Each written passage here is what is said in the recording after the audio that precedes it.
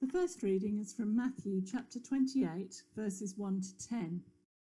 After the Sabbath, at dawn on the first day of the week, Mary Magdalene and the other Mary went to look at the tomb. There was a violent earthquake, for an angel of the Lord came down from heaven, and, going to the tomb, rolled back the stone and sat on it. His appearance was like lightning, and his clothes were white as snow. The guards were so afraid of him that they shook and became like dead men. The angel said to the women, "Do not be afraid, for I know that you are looking for Jesus who was crucified. He is not here. He has risen just as he said. Come and see the place where he lay. Then go quickly and tell his disciples. He has risen from the dead and is going ahead of you into Galilee. There you will see him. Now I have told you." So the women hurried away from the tomb, afraid yet filled with joy, and ran to tell his disciples. Suddenly Jesus met them. "Greetings," he said. They came to him, clasped his feet, and worshipped him.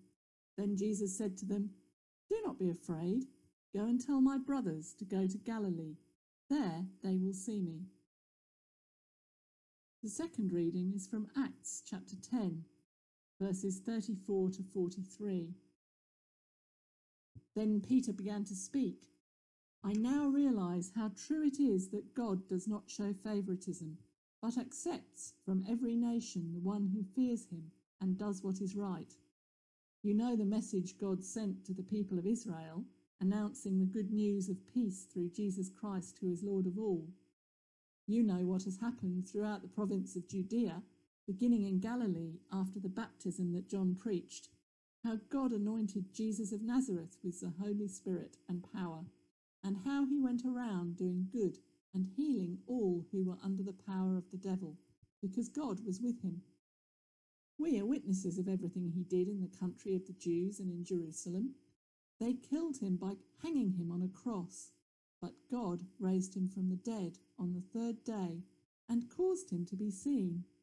He was not seen by all the people, but by witnesses whom God had already chosen, by us who ate and drank with him after he rose from the dead. He commanded us to preach to the people and to testify that he is the one whom God appointed as judge of the living and the dead. All the prophets testify about him, that everyone who believes in him receives forgiveness of sins through his name." This is the word of the Lord. Thanks be to God. So we may be shut in, but we still have a 4-day weekend, and this one's with chocolate. But that's not all. After you hear what I say today, you might be overjoyed. And if you are listening, you should be. If you don't think this is the best news you've ever heard, then you can be certain that you have not understood it. There's a reason for not understanding this. And to show this, let me share a story from my past. I used to have a fear of needles. I was once sitting in a doctor's office waiting to have a blood sample taken. The doctor called me into the office to receive the injection, and I nervously entered the room, sat down, and naturally broke into a cold sweat as I watched her prepare the needle with a small vial that clicked in behind it. Now, unfortunately, the vial snapped away from the needle, so the doctor looks at me and, seeing the sweat running down my face, says, "Oh, strange, that's never happened before." Now I'm starting to panic, for she pulls out what I consider a large kitchen knife with a hole in the end that she calls a slightly older needle that we used to use. And I stopped breathing, and I stopped blinking, and began to hear my heart beating in my ears. Now, she sees my discomfort and says, "Oh, not to worry, it's a new needle, it's just an older style. We have to pull the plunger back to draw your blood out of this one." Now, I was 15. I was pretending that all was going well, and that the cold sweat and the itching eyeballs was just normal for a guy like me.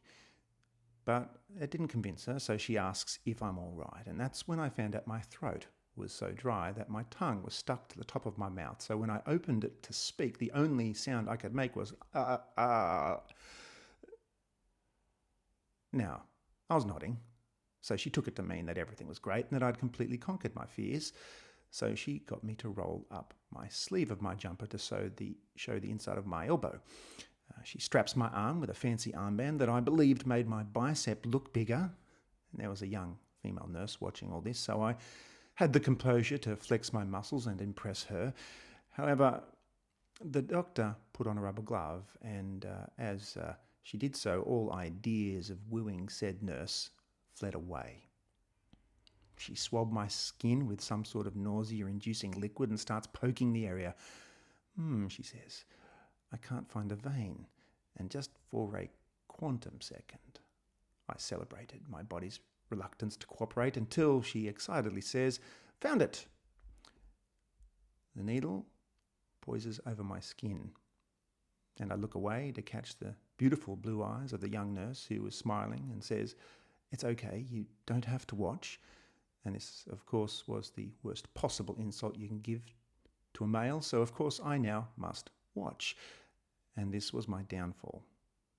The needle went in, my arm is shivering, I squeeze my other hand on something that I suddenly realise is the nurse's hand. But my delight is short-lived, because as the doctor pulls back the plunger of the syringe and a few drops of blood trickle into it, her fingers slip and the plunger pulls sideways and lets air bubbles into the cylinder. And the last thing I see is my bubbling blood in that small container, filling my whole vision. And then everything goes black. I hear a very loud noise, then nothing. No time passes for me. I slowly open my eyes and I see 3 faces looking down on me. The most beautiful nurse in the history of medicine, a smiling doctor, and my dad. This I did not understand at all, and as it turns out, when I passed out, men don't faint, they are simply rendered unconscious, I actually didn't let go of the nurse's hand and somehow fell off my chair and swung on her arm sideways, hitting my head on the doctor's desk. And that, of course, was the sound I heard as I was rent unconscious. As I lay on the floor, they had enough time to call my father, wait for him to drive in and come sit by my side until I woke 20 minutes later. After I was able to sit in the chair again, the doctor said that she might actually need to get more blood. She then saw that I'd started to cry silently. The doctor said that she probably had enough blood to run the tests. And as she said this, she shook the vial with my blood in it. I vomited a little bit just to prove that her actions weren't appreciated, and I went home and vowed never, ever to go out with a nurse, and also to try to get over my fear of needles. Now, this was once my greatest fear. Of course, fears change. All of us fear something. Those fears are great and small, normal and strange and different for all of us. But there is one fear seen more than most, and this fear doesn't seem to change. It was once said that someone without fear is either dead or happy to die. The fear that is with all is a fear of death. But I want to think about that for a second. You see, I think a fear of death is actually a fear of complete surrender to something that you have no control over. A fear of death is nothing like a fear of losing something or someone.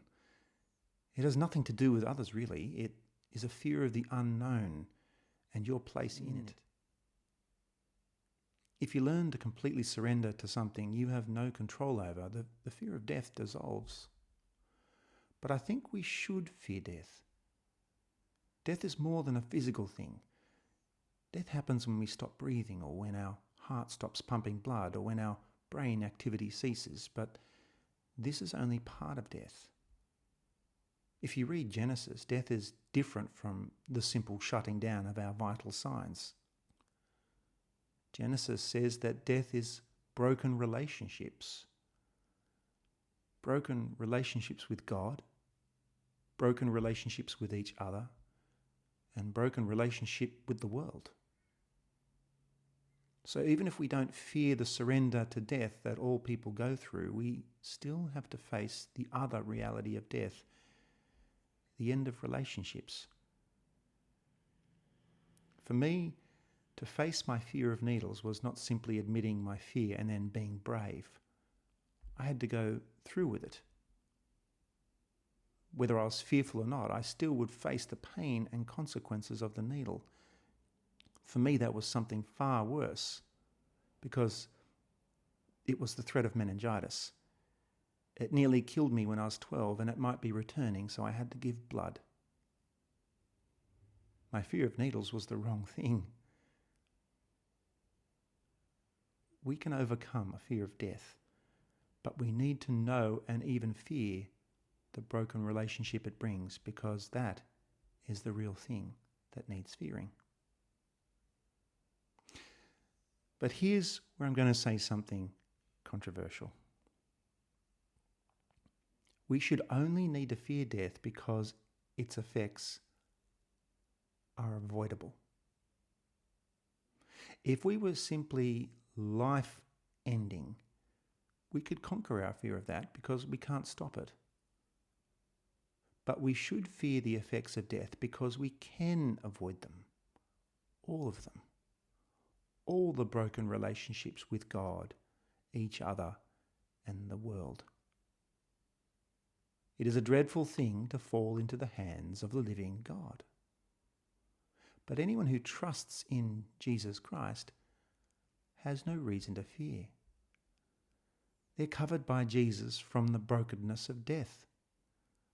The real thing to be feared is the brokenness. And Jesus has taken the broken relationships and taken them on himself.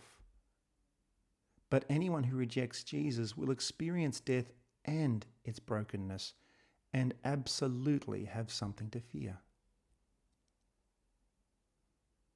Now, you may think that God is dead in our culture, and you wouldn't be wrong in thinking people truly believe this. The problem with people who believe God is dead is that they are right and they are wrong at the same time.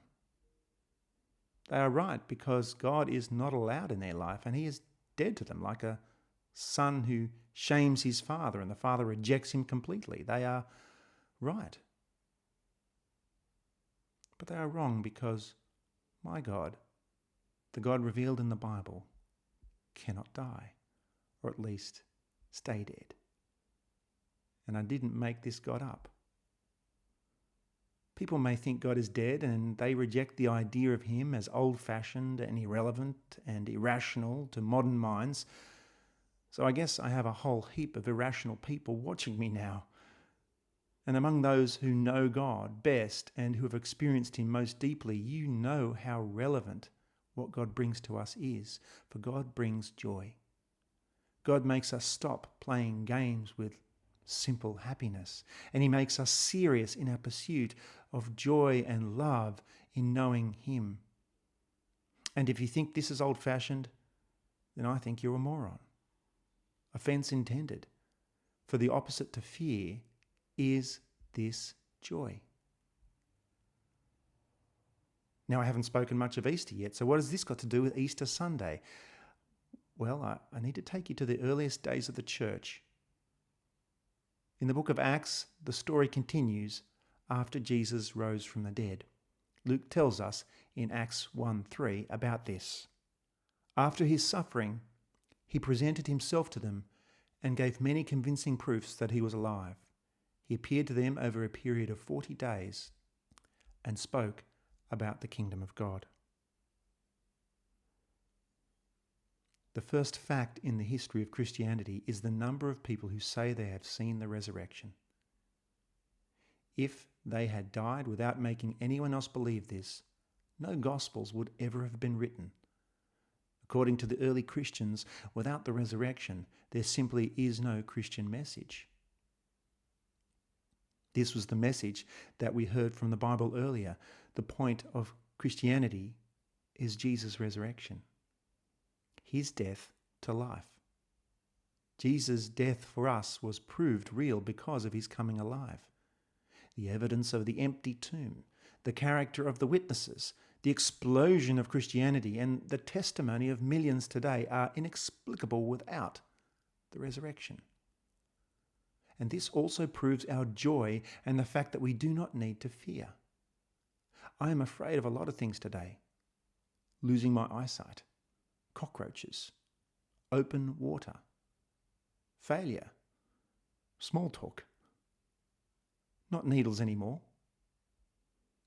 But as a Christian, one of the big fears that I won't have is the fear of death, or standing out because we don't fear death and its effects. I don't fear because I know of Jesus' resurrection. Do you know of Jesus' resurrection? Let me be clear about the gospel, for it is not first about something God has done for me, but about something God has done. It is about Jesus. The gospel is about Jesus' death and resurrection. We've not preached the gospel when we've told our story and no more. Nor is the gospel told when we've told nice stories about Jesus, but not the end of the story, the resurrection. The point of the story told in the Gospels is the resurrection. That is what Christians believe. That is our faith. So when you hear a Christian say, this gospel, this good news of God, saves us, you're hearing about Jesus' death and resurrection. You're hearing what we are saved from, and we are saved from more than fear. We are saved from more than death. We are saved from the awfulness of sin and our separation from relationships that death represents. We are saved from separation from our Maker, our inability to make ourselves over. The gospel saves us, and this is shown in the resurrection. So let's be clear. The point of my life is resurrection. The point of Jesus was his death and resurrection. And I follow him. The resurrection of Jesus reversed the tragedy of the crucifixion. The effects of my death are reversed in my knowing him and his resurrection. I have nothing to fear. I know Jesus because of his resurrection. Therefore, as we heard earlier, Peter proclaims in Acts 10, 39-40. We are witnesses of everything he did. They killed him by hanging him on a cross. But God raised him from the dead on the third day and caused him to be seen. Those who reject the resurrection need to offer some other explanation for the origin of the Christian faith. Yet no other explanation is nearly as powerful as the resurrection of Jesus. Do you know of Jesus' resurrection?